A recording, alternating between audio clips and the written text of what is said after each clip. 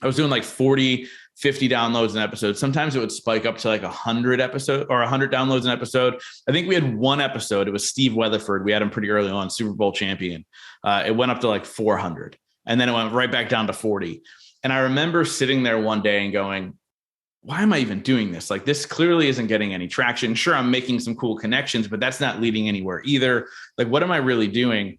And right around that time that I was thinking that, I got a message on Facebook from somebody from Japan. And they said, because of your show, I decided not to take my life. And I realized in that moment that I was going to always consistently show up as my best self because I can impact that one life, right? So you're listening to the Real Business Connections Network. Real Business Connections Network.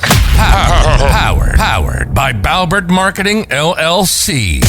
Subscribe now and check us out at realbusinessconnections.com. Enjoy the show.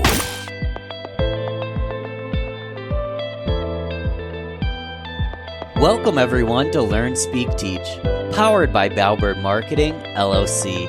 If you love to learn, be inspired, and succeed, we're here to speak and teach. I'm your host, Ben Albert. I believe if you're not living, you're dying. If you're not growing, you're withering. And if you're not engaged, you can turn this off right now. Because we here at LST are lifelong learners. And listen, I'm not your guru. I'm an ordinary guy on a journey to learn from the experts. My goal is to host each conversation with a beginner's mindset. Learn and let the experts speak and teach their truths. Join us! Oh yeah, and don't forget to subscribe. This episode is brought to you completely free. Get some stake in the game here. My fee for the show only takes a few moments. If you gain value from the episode, personally share with a friend and explain your favorite part. Bonus points. Please leave us a review on Apple, Google Podcasts, or anywhere you listen to the show. All right, let's get started. Welcome everyone to Learn, Speak, Teach on the Real Business Connections Network. I'm here with Justin Schenck. Justin, you're on fire, man. How are you, brother? Ben, I'm doing well, dude. Thank you so much for having me. I appreciate you. And I'm excited to dive in. I don't know where we're going with this, so hold on, folks. But I'm excited to dive in and have a conversation with you. You know what's funny, Justin? I don't know where we're going with it yet either. So we will see where it takes us. You are the host of the Inc. Magazine top-rated podcast, The Growth Now Movement. Host of the world-renowned event, Growth Now Movement Live, which I happen to attend this May. Kick ass. We can get into that. And yeah, I mean, you've had some big guys on the show like Ed Milet, Dean Graziosi, Bert Kreschner, but you know, your bio online says it wasn't really always like that. You're basically bad student, least likely to succeed, came from some rough times in your upbringing. Let's start there, man, because I see myself as an underdog as well, and I think you have an incredible underdog story. So if you don't mind, let's go back as far as we need to and take your precious time, my friend. Tell us a little bit about the story behind the story that kind of led you to this success. Yeah, man, that's a great, obviously, place to start. And you said it, right? Like, least likely to succeed. So one thing I say all the time is if there was a senior superlative for least likely to succeed, they would have handed it to me without a doubt. Like, they literally would have been like, yep, Justin, and nobody would have been surprised, right? I found myself with a 1.7 GPA in high school. My mom was in the middle of a 20-year opioid addiction, and my dad was in jail at the time. And so all signs pointed to you've got no shot. As a matter of fact, society says that if your parent's an addict, you have a 50% chance of being an addict. Society says that if your parent's in jail, you have a 50% chance of being in jail. You do the math, like I'm 100% screwed. Like I've got no shot, right? And I can laugh about it now because I've been able to do the work to overcome those limiting beliefs. But it honestly all started when I was 19 years old. I got a job in direct sales because obviously with a 1.7 GPA at one point in high school, you're not going to get into college. So I got into direct sales. And the greatest gift that I learned there was self-development. It was this idea that I could learn from books and learn from other mentors and learn the way that I'm good at learning. And so my mentor within this company handed me a book called Who Moved My Cheese, which hit me at the perfect time, right? And that book essentially is about like the things around you are constantly changing. it's all about how you react to that change, right? Like it's not actually about what's happening around you. And that's what sent me on a lifelong journey of self-discovery and self-development. And, really ended up leading long, fast forward. I started a podcast when I was 30 years old that I've now been doing for 6+ years and all these other things. But the reality was, it was that one moment that kind of set me on a path of trying to figure out what this life is all about and why am I here? And, obviously entrepreneurship has been something that I was striving for a very long time. Like I had 3 failed businesses in the course of, X amount of years, and then ended up launching the podcast, which then led to business, which I had no idea that was going to happen. And we can get into that if you want. But it was really a whirlwind of consistent learning. And then finally I pulled the trigger and I started taking action. And that's when everything changed. You said it was Who Moved My Cheese? Yes. So it's a super fast read, which is probably the only reason I read it. Like if he handed me Rich Dad, Poor Dad, I'd be like, I'm not reading that. That's too many words. And it's a super basic book. And it's a story of like 2 mice and 2 little men who live in a maze and how everything changes around them. And essentially it's like, how are you reacting to the change around you? Which was perfect for me because as a kid, I had no control over the choices my parents made. Now, I should always put an asterisk. My parents were great parents. They loved me. They supported me. They were fantastic, amazing human beings. But with that being said, they just made poor personal choices that in turn affected my life. And so, when I look at that, I go, I can't control that. But the reality was I can control how I react to that. I can say to myself, why is this happening for me instead of to me? I can then make the right choice and make sure I don't go down that path. And that was, again, a huge switch for me to realize that I had complete control over my life. So you make that big switch. And first off, I commend you, man. Our stories are kind of similar. My father was an alcoholic, died of alcoholism. My mother had multiple sclerosis. So still the biggest hearted woman I've ever met, but her disease causes her to deteriorate. And self-help, personal development helped save my life. So I'm with you, man. So you read this book and you start this mindset shift of how you start perceiving things. Where does it come into play that Justin's going to start a podcast? Tell me about why you decided to start the show. Yeah, man, it's a fun story in itself, right? So my original idea behind the podcast was, since I had 3 failed businesses, I was like, I clearly suck at this entrepreneur thing. Let me start a podcast and interview other entrepreneurs that were super successful and connect with them and learn from them. Because, obviously find the master, follow the model, right? That was the original idea behind my show. And what ended up happening was 6 months before I launched it, my mom lost her battle to opioids and it ended up taking her life. And it was in that moment that kind of everything hit me of like, what am I even like reaching for? Why do I want this entrepreneurial success? Right. And I think I shared on the stage at my event about how I went on a 3-month bender where I was blackout drunk 6 nights a week. And I realized I was just numbing this pain. And my rock bottom moment was the day that I realized that's what I was doing. And I had to face my feelings of grief and all these other things to overcome that.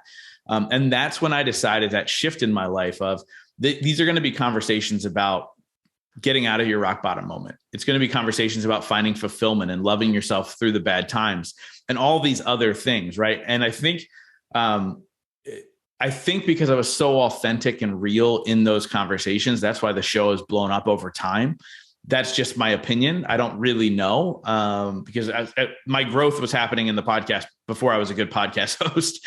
But it's funny to kind of look at that, right? Like I think sometimes when we have a great goal in mind and we say, hey, this is why I'm going to do it, we don't always get the results until we tie it to a purpose or something deeper than just money.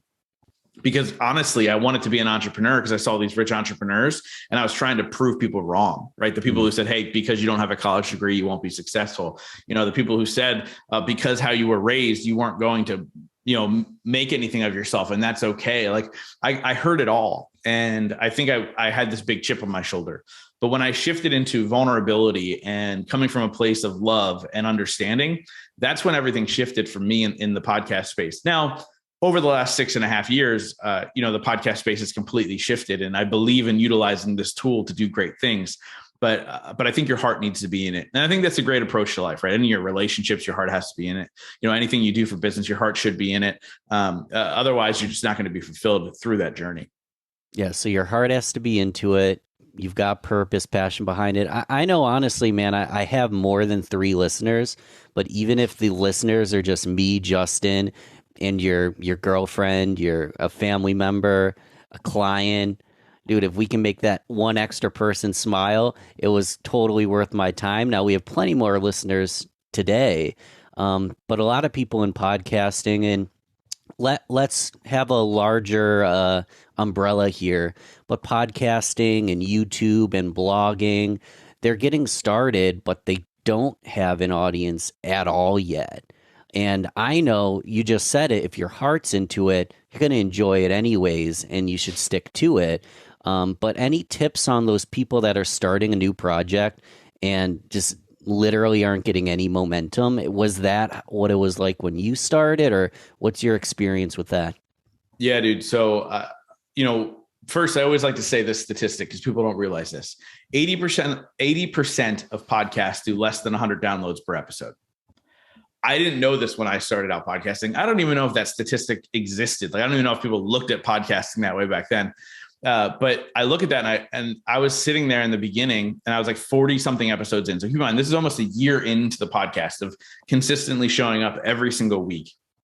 I was doing like 40, 50 downloads an episode. Sometimes it would spike up to like 100 episodes or 100 downloads an episode. I think we had one episode. It was Steve Weatherford. We had him pretty early on, Super Bowl champion.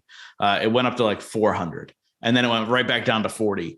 And I remember sitting there one day and going, why am I even doing this? Like, this clearly isn't getting any traction. Sure, I'm making some cool connections, but that's not leading anywhere either. Like, what am I really doing? And right around that time that I was thinking that, I got a message on Facebook from somebody from Japan. And they said, because of your show, I decided not to take my life. And I realized in that moment that I was going to always consistently show up as my best self because I can impact that one life, right? So for quite some time, the show was not taking off. I actually used to have a co-host for the podcast. And when he was the co-host, it just wasn't working. I asked him to take a step back and I decided to face my fear of doing it alone. And I did it alone. And that's when we started to get some traction. And here's what I realized. And here's your podcasting tips that I'm sure people listening are looking for. My branding finally aligned with my messaging.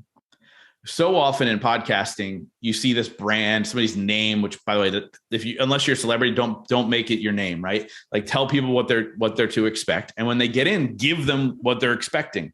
And I think sometimes in life, we kind of go, okay, I'm going to do this show about marketing. Okay, great. To make sure that every single episode includes marketing tips. Otherwise, people aren't going to stick around. And what was happening with my co-host was it wasn't always in alignment. Like, I became about personal growth and he was all business, right? Or whatever. And so it just wasn't aligning. And so when that finally aligned, I started to get traction and the audience started to show up and all these things. And then Inc. magazine came knocking and said, hey, we'd love to feature you in an article as a top 8 podcast. And when that article dropped, which is 2 years into my podcast journey, I had this massive leap forward, like a massive leap. Now, I then took that and ran with it. And the audience that I brought in, they stayed because I believed the content that I was creating was very, very good. And then I started to utilize that to grow other parts of my business, whether it be the speaking or my audience growth or, the podcast course that I have and all these other things. And it all started to fall into place. But here's the thing, man, I just told you I showed up every single week for 2 years straight. I think I took a month off on purpose when we were switching from me and my old co-host and then just me. Mm-hmm. But other than that, every single Tuesday, there was a new episode. And was it hard? Yeah. Like, there were times where I was so insanely busy. At this time, I was still working full time. So I was doing that, plus producing these shows, plus trying to grow a business on the side, plus doing all these other things. But I showed up every single week consistently. And I think that speaks volumes to anybody in business, whether that's in podcasting, creating YouTube content, whatever. You don't know what's going to hit. And so I would say, be authentic. Don't try and be somebody you're not. I have so many people come up to me and say, I want to be like Joe Rogan, or I want to be like whatever. Well, no, you should be like Ben Albert, because you're the only Ben Albert and the world needs you, right? So show up consistently and understand that even if it is 5, 10, 15, 20 downloads or views or whatever, you're actually impacting people on a massive level. And you should respect the idea that these people, 5, 10, 15, 20, or 20 million, they show up to give you your time, give you their time. And that means something. That means you're speaking to somebody, and then continue to pour into them, right? Like, I think the greatest tip I had heard that I took and I ran with it was learn your audience and then ask them what they want more of. Because, hey, these people are sticking around. If I give them what they want more of, they're going to continue to stick around. But not only that, they're going to go, wow, Justin, listen to me. I'm going to tell my friends about Justin, and then I'm going to tune in. And that's the greatest marketing tool, right? Word of mouth, right? You can do all the Facebook ads you want, but word of mouth is still the best way to grow your true fans, and then be able to kind of, help them the best way you can and end up growing a business around it. Yeah, you're growing true friends. You're growing your tribe. They're actively part of your community. This is what you've been doing. And you know what? I forget exactly how they said it, but one of the most eye-opening things for me is if someone was basically telling me, if you had an audience of 25, 30, 50, maybe even 100 people in person, a speaker would be like, wow, this is great. I'm happy to be here. This is worth every single moment of my time. Is that not, now granted it's not in person, but is that not what you have with the podcast? Even when you have 40 listeners, you've got a community, a tribe of people that are listening front to back, taking notes, interacting in the comments, sharing. You are providing value to that speaker, even at a very small scale. And if you have that mindset and you can provide that value to your audience, it'll kind of scale naturally, right? No, 100%. And actually I say that all the time. I go, look, if you had 100 people in a room every single week, would you show up? Hell yeah, you would show up, and you would pour into those people with everything that you had. And the cool part about podcasting is that you have their attention for 45 minutes to 60 minutes every single time, or however long your episodes are. Like, here's the crazy statistic, right? The average Facebook video view is 8 seconds long. Right. With podcast, audiences are listening to 80%, if not more, of the show.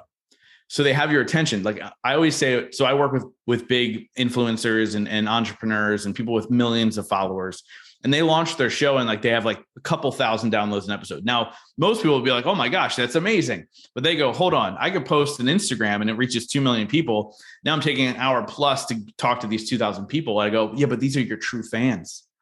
These are the people that'll hand over $1,000, $2,000, $3,000, and they're invested in you. These are the people telling other people about you. They're going to grow your brand. You want to keep showing up for them. And that's what I love about podcasting. It's the only long form medium out there, right? And people listening who are early on in your entrepreneurial game, like we think making $100,000 a year is like, oh my gosh, like that's crazy. Well, here's the thing, right? If you have 1,000 true fans that pay you $10 a month, that's $100,000 a year. You have 500 people that pay you $50 a month, that's $100,000 a year, and so on and so forth, right? So if you can get, do the math, right? I think I did the math wrong on the last one, but you guys get what I'm saying, yes. Right? Like, so if you can literally pour into these individuals at a high level, they're going to want to invest in you. Now, yes, I'm talking a lot about money right now. For me, it's not all about money. I think it's important. I know that the more money I have, the more that I can give, right? When I live in abundance, I can pour more into people, but people want to give you money.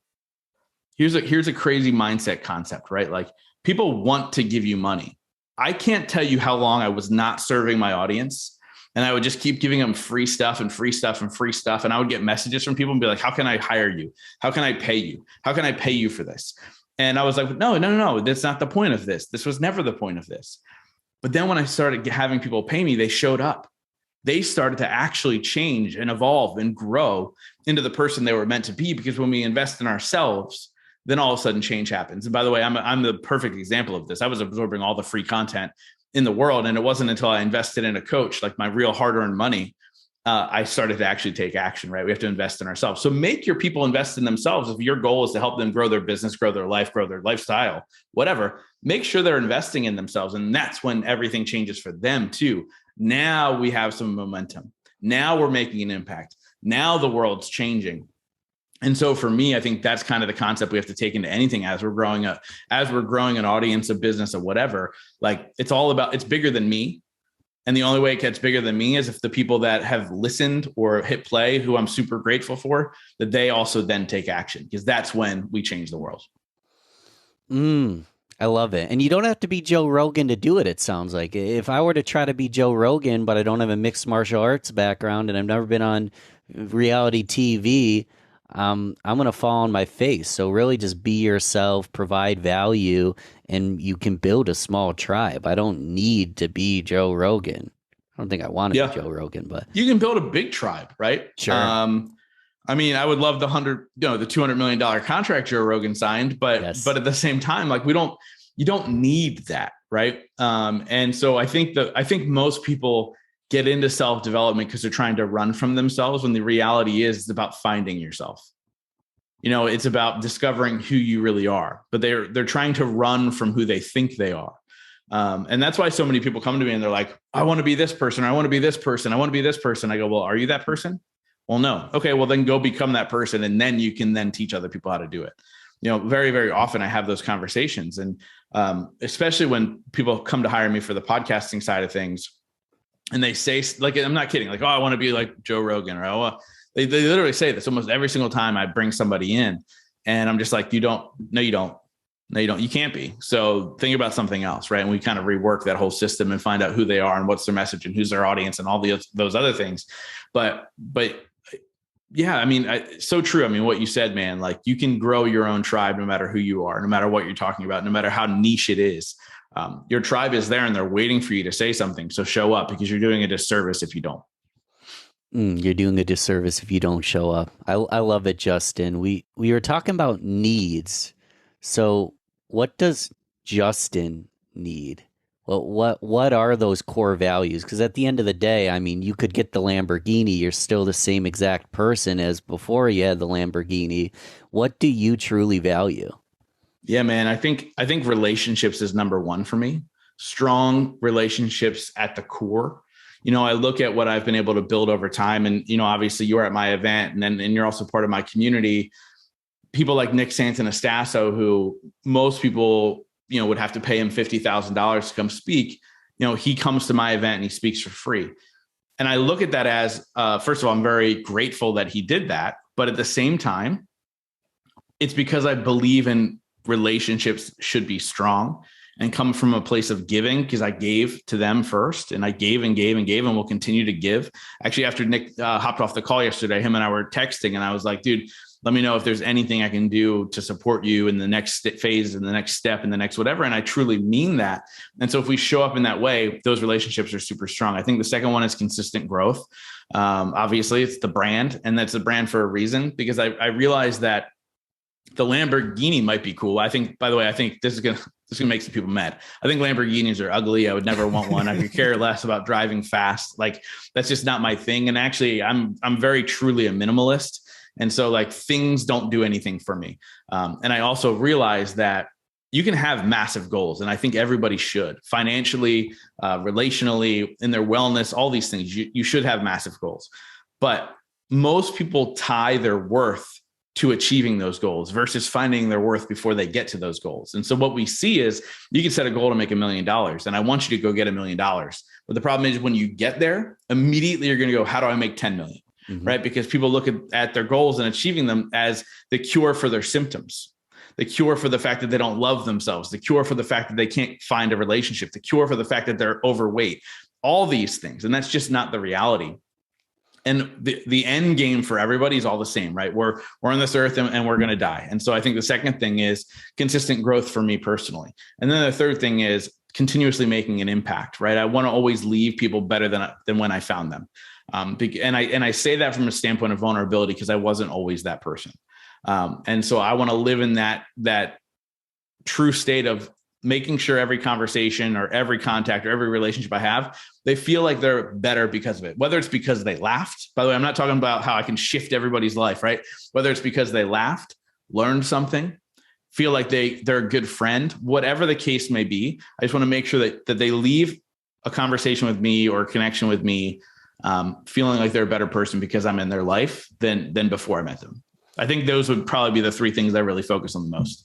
Yeah, you got to leave people better. I mean, that's legacy. Sometimes I don't want to come to terms with it, but in 100 years, no one's going to know who I am.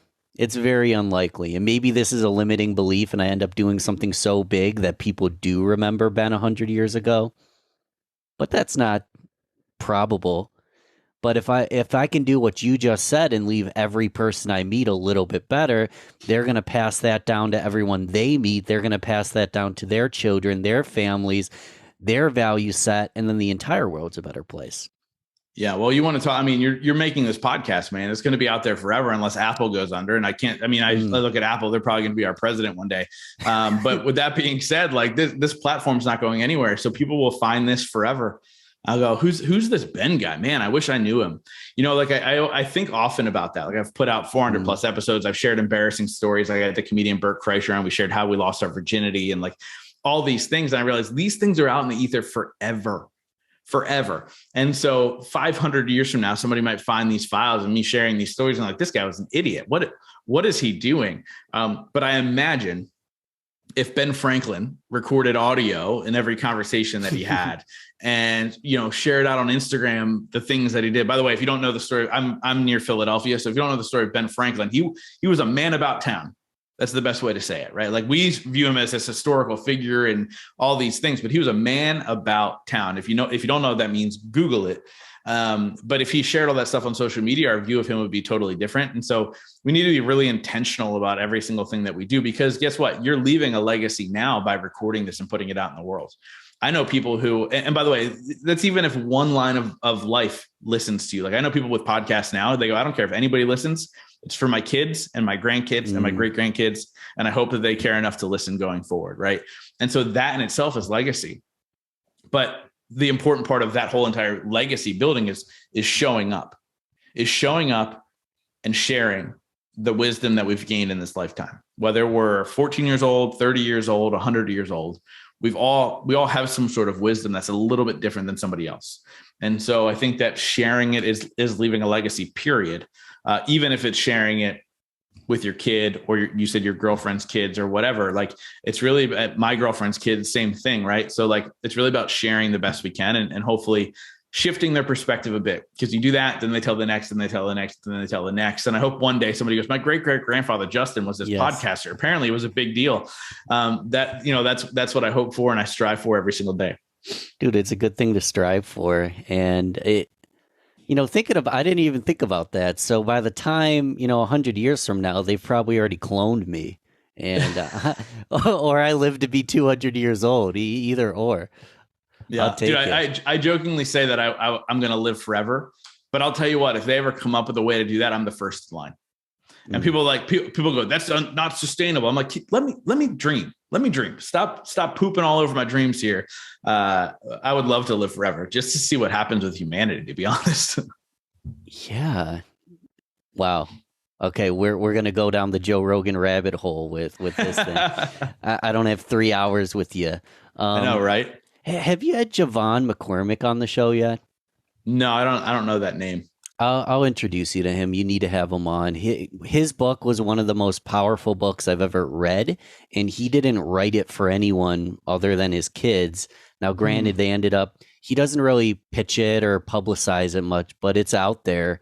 And he's partnered with Tucker Max. They run the largest self-publishing company in the world, and they're huge. Yeah, Tucker's been on my show. Okay. Yeah. And Tucker's another brilliant guy. But yeah, some of the best books I've read were never meant for Ben Albert to read. But you get into that humanity and you get into the reality, and then people want to cling on to your truth because of how just unapologetically authentic someone's being. Yeah. I love it. So we've went through kind of where things all picked up. The podcast nowadays, you're just kicking ass, taking names. And you're hosting live events, and I went to your most recent one in last May. It was kick butt. Give us maybe just like the 100,000 foot view of the vision behind the live event and a couple of speakers that maybe stood out to Justin himself. Yeah, man. Well, obviously all the speakers, right? But I'll tell you kind of where the concept came from. Sure. When I built the business that I built and I was able to live the lifestyle that I want, the one thing I always reflected back to was I had the opportunity, because of my podcast and the platform I built, to connect with some of the greatest thought leaders in the world. And a lot of them have become friends. And even like Ed Milet, right? The night before his book launch, him and I were texting. I was in a hotel in Philly about to fly out the next morning, and him and I were texting. So like I've been really fortunate, and I can't tell you how grateful I am for those relationships. But I was like, I'm just some dude. Like, you guys heard my backstory, right? Like, I'm just some dude. And so there's always a sense of being humble. And I was like, well, how do I give this opportunity to other people?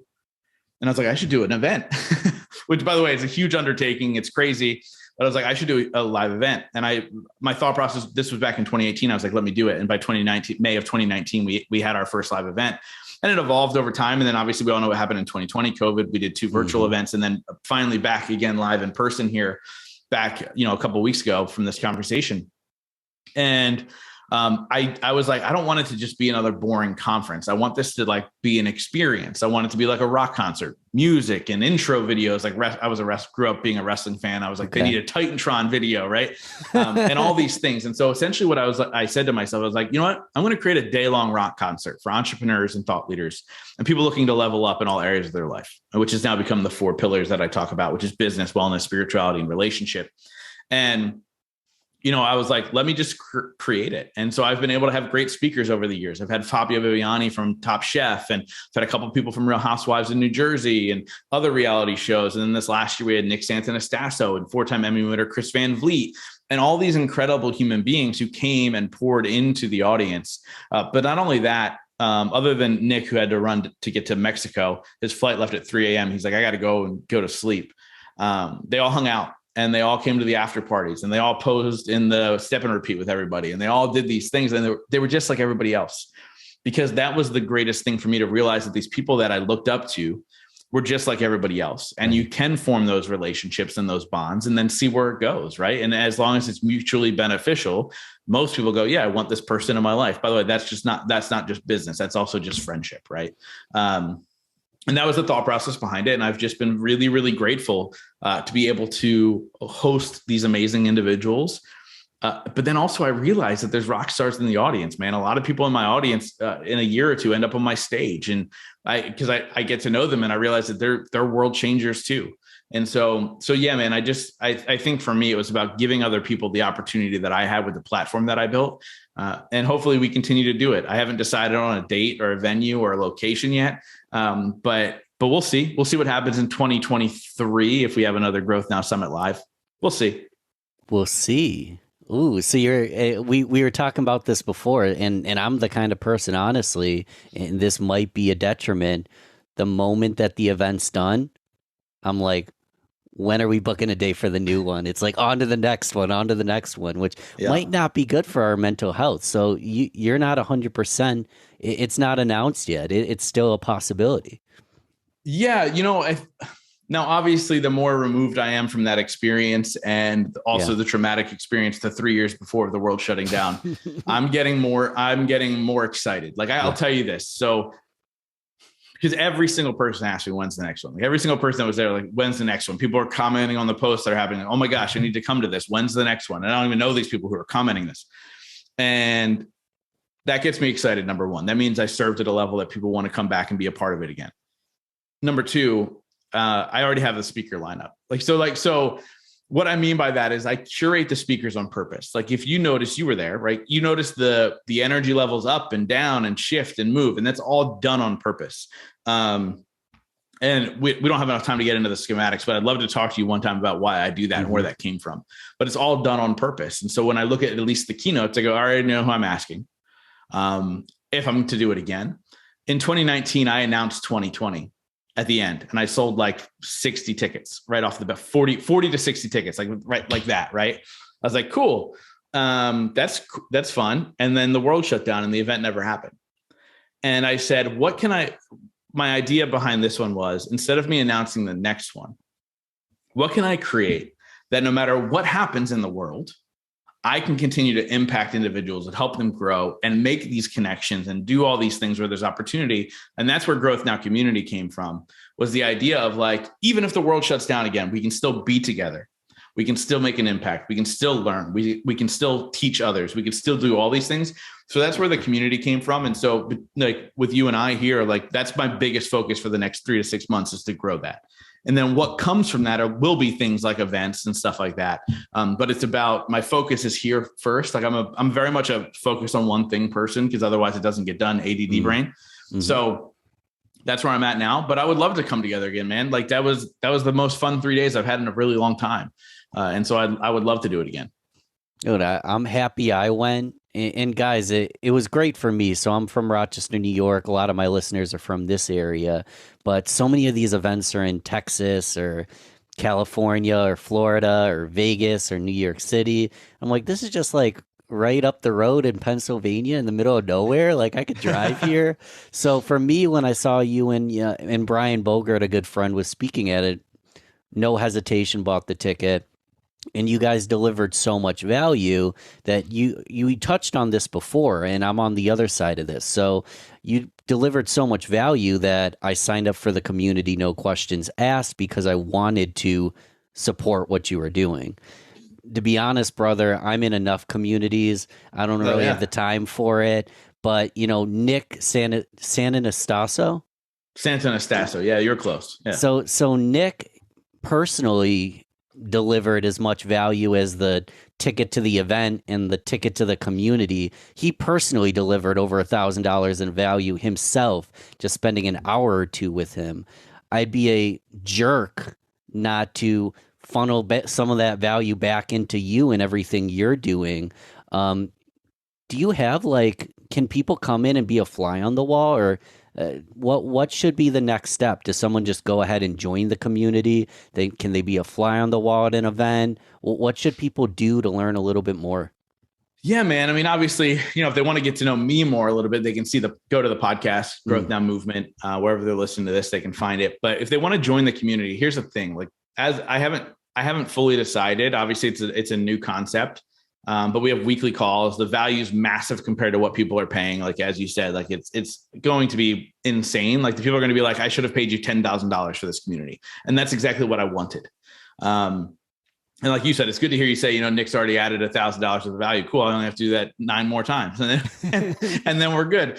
But with that being said, if they want to check out the community, the nice part is it's super easy to get in. If they go to growthnow.community, they can sign up. It's a whopping $47 a month.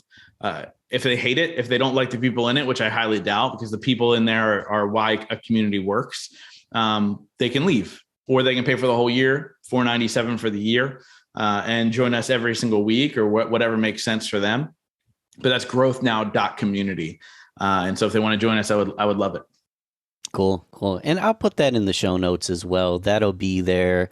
I'm making some graphics from Nick so they can see some of the just a piece for their niece, a little bit of information, but obviously to be there in the live calls with some of the top performers in the world, they're going to want to join the community and actually be there on the Zoom.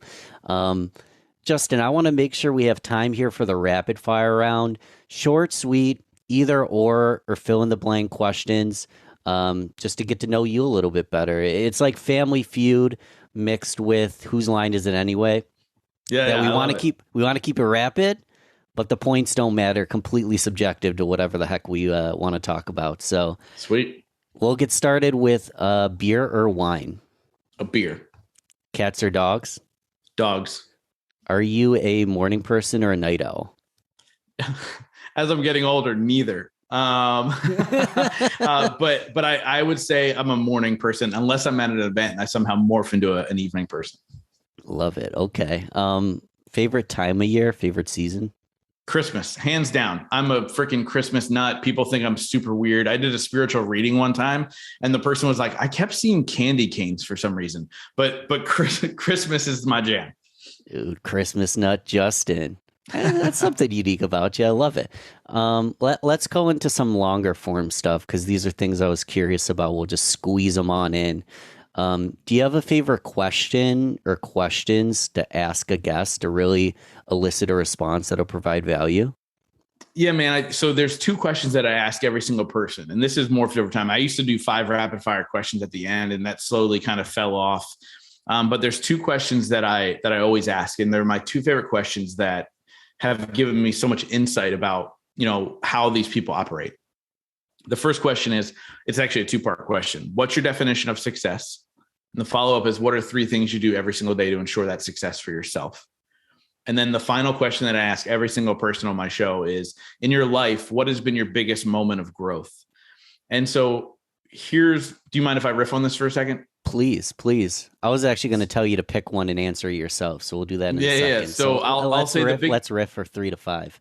Yeah. So the biggest moment of growth question obviously came from a standpoint of like, when does growth happen in individuals' lives at a massive level? And what I realized is most people, not everybody, but a majority, I'd say 80+% stated their biggest moment of growth was their rock bottom moment. Mm. And I realized that that's where greatness comes from, is when you can take action when you feel like there's no hope. You can take action when your back's up against the wall. You can take action when somebody looks at you and says, you've got no shot, kid. Right. And that's what I realized from that question. The other question about, your definition of success in 3 things. The definition of success always varies a little bit, right? Like sometimes it's about family, and sometimes it's about business, and sometimes it's about making sure their employees are happy and all these things. But the 3 things, there is consistency, not in the 3 things, like the actual physical 3 things. But I realized that the 3 things they did every single day, all these top performers that I've had on my show, it was all to take care of themselves, whether it was moving their body or meditation or learning something new or whatever. It was always to take care of themselves. And the realization of you can't pour from an empty cup, right? And so what that did for me was I instilled actually 4 things I do every single day without negotiation, which has begun to overflow my cup more than I could ever imagine. And I realized what's in my cup is for me, and what overflows is for every single person. So if I don't do these things to take care of myself, then I can't give to others. And so that was a huge perspective shift for me, because I'm naturally drawn to givers, because I'm a giver myself. I realized like they're giving because they have so much, and they have so much because they took care of themselves. And so one thing I started saying was the most selfless thing we can do is to be selfish. And so those are the 2 questions that I ask every single person on the show. But the big takeaway was not the specifics of what they said, but the overall arching lessons that I learned from those 2 questions have been life-changing for me. I'm going to have to click rewind and listen to that a few times, Justin. Love it, brother. We're going to close with one more question. First, I want you to get your perspective. Actually, this is going to get kind of meta. Tell me if you like this question or not, and then we'll answer it. Okay. So billboard side of the road, you maybe heard this. I think I stole it from Tim Ferriss, but billboard side of the road, everyone's going to see it. So all genders, all races, all ages, so darn big that people across the world are going to say it, and you can control the messaging on that billboard. What would you put on that billboard and why? Good question, or too crazy? No, I think it's a good question. I think it's a good question because of the way you framed it, right? I've certainly have been asked the question, like, if you had a message for the world to hear, what would that message be? But the way you framed it with the billboard, and then all genders and races and, what sexual orientations, whatever, everybody sees it. What would that message be? I think that frames it differently, and that's what makes it a good question. Cool. Awesome. Should I answer it now? I'll pat myself on the back for that one. Yeah, I want to know the answer as well.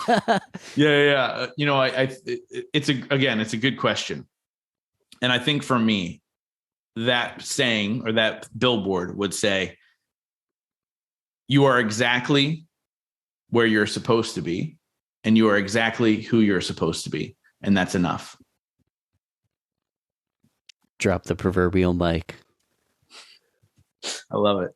Justin, tell us one more time, give us your favorite social platform, and also tell us a little bit about the website, how we can get in touch with the community, so on and so forth. Yeah, man. Again, the social, my favorite social is Instagram. It's at Justin T. Schenck. You can see how to spell the last name in the show notes. Good luck. So it's Justin T. Schenck on Instagram, and pretty much anywhere else. I don't ever tweet, so don't go there. But yeah, that's my favorite. And then if they want to join the community, it's growthnow.community. They can come hang out with us. They can hang out with you, so they can get to know you in there too, which is cool. But yeah, I'm going to continue to deliver at a massive level. I told you, like, just wait until you see who else we have coming in as guest mentors, and the information that I'm going to run through every single month as well. Like, I'm excited about it because I know I'm delivering on a massive level. And that's when I get excited about something, is when I know I'm over delivering. And I want people to be blown away. And so stay tuned. Stay tuned. That info's in the show notes. You're blowing people away, and you just got started. I mean, we're recording this early June. You just launched in May. So this is fresh. What's the vision? What are you looking to deliver long-term with this community? Double down on that as we close here. Yeah, man. I think, I would love to grow it so that way I know I'm making a bigger impact. But for me, here's the thing. I want about 200 members in there. We have 30 now. So I want about 200 members in there. And here's why, right? Because not all the content I'm going to create is for every single person. So I want to make sure that our calls are well attended, number one. So from an analytical standpoint, business wise, that makes sense. And then the second thing is, I know that if I can impact 200 lives on a deep level, and I know they're investing some money, even if it's small, they're then going to take action on what they've learned. And then the ripple effect will then make an even bigger impact in the world. And so I want to see about 200 people in there. I want to continue to deliver on a massive level, whether they're coming in monthly or annually or whatever. And then I want to see them do big things as well. And that's the main thing, right? Like, can I create something so big that the people in there then go create something so big, right? It's never been about me. It's about everybody else. And so I'll continue to do that. So that's kind of my vision there. And we'll continue to kind of evolve as the group evolves, and things might change a little bit, but I love our formatting now. It's not too much, but it's also, you can pump the brakes if you need to, if it's all of a sudden it feels like a fire hose. And so, yeah, so I think that is going to be the long-term vision of it is grow it enough that I know the impact's 4 billion times greater than what I'm doing. Love the vision, love the impact, love the collective vision. I'm on your side, man, and I appreciate coming on the show, Justin. It's been fun. Dude, Ben, thank you so much, man. You're a great host, by the way, and this is not me blowing smoke. I think you're really, really good at this, and everybody should be listening. And so when this comes out, I'm excited to share it. And then with that being said, man, I appreciate you being a part of the community on such a big level in which you do, man, because like you said, I know that your time is valuable. And so thank you so much. Thanks again for listening to Learn, Speak, Teach, powered by Balbert Marketing, LLC. You need to go subscribe if you haven't yet. This show is completely free. If you gain value from the episode, personally share with a friend and explain your favorite part. Leave us a review on Apple, Google Podcasts, or anywhere you listen to the show. All right. Thanks once more for listening to LST. I am so grateful. Talk to you soon.